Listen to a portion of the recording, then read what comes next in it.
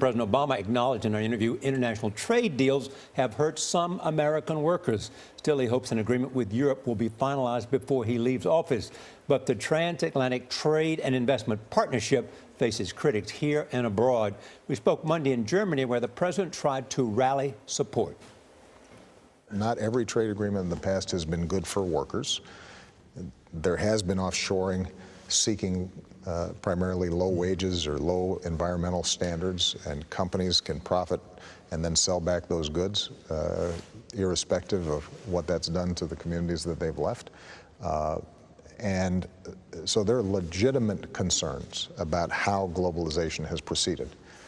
My argument, and I think this is hard to dispute, is that the only way to change this system is to engage it, not to withdraw from it. Part of our job is not to dismiss concerns about globalization.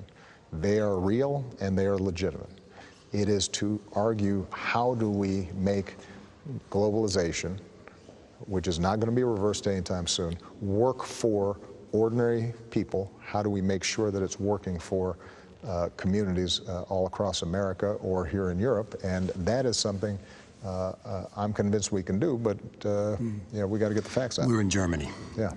Your favorite, as you have said, your favorite global leader who's been with you longest. Yeah. What is it about you and Angela Merkel, and what is it about her that makes you believe that she represents the kind of leadership you need in Europe? I think that I have an affinity for her. And I like to think she has an affinity for me, because we're both pretty rational. We both try to analyze a problem and solve it based on facts and reason and common sense.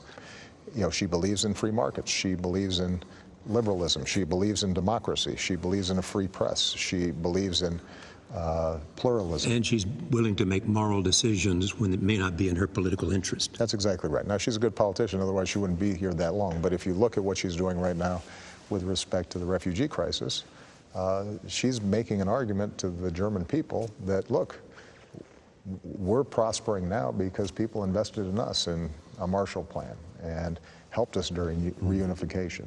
How are you coming together on dealing with migration? And refugees? What I've said to them is that this is not just a European problem, this is our problem too, for two reasons. One is that if you have a flood of refugees and it's disorderly, then these are folks who potentially, if not handled properly, could end up being an alienated population inside of Europe. That is not assimilated, is not integrated, and will be resentful, and that could have an impact in terms of their willingness to engage us and help us on things like counterterrorism.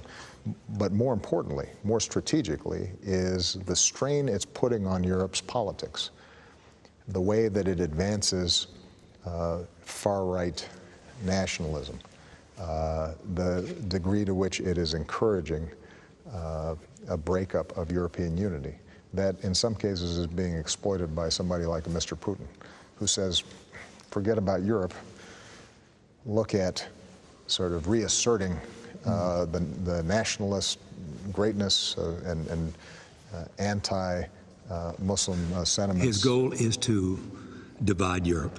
Well, I think that Mr. Putin has generally viewed NATO, EU, transatlantic unity as a threat to Russian power. Now, I think he's mistaken about that. I've indicated to him that,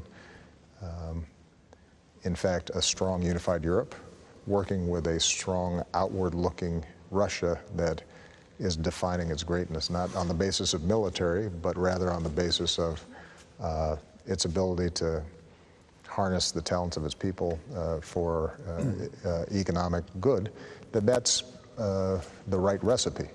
So far, he has not been entirely persuaded. A quick point, and with respect to Merkel, she wins and she wins, and some reporter said to him, would you rather that system rather than being term limited to 2 terms? And he said, actually, no. He said, I think it's really healthy for us that you have using a term that we have fresh feet coming in all the time. Yeah, in our own system. Really great conversation with the president. No, and I think being rational is a good quality Yes. in a leader, and just in people in general. People in They really do click, though. I mean, Yeah, it's you can really- see that.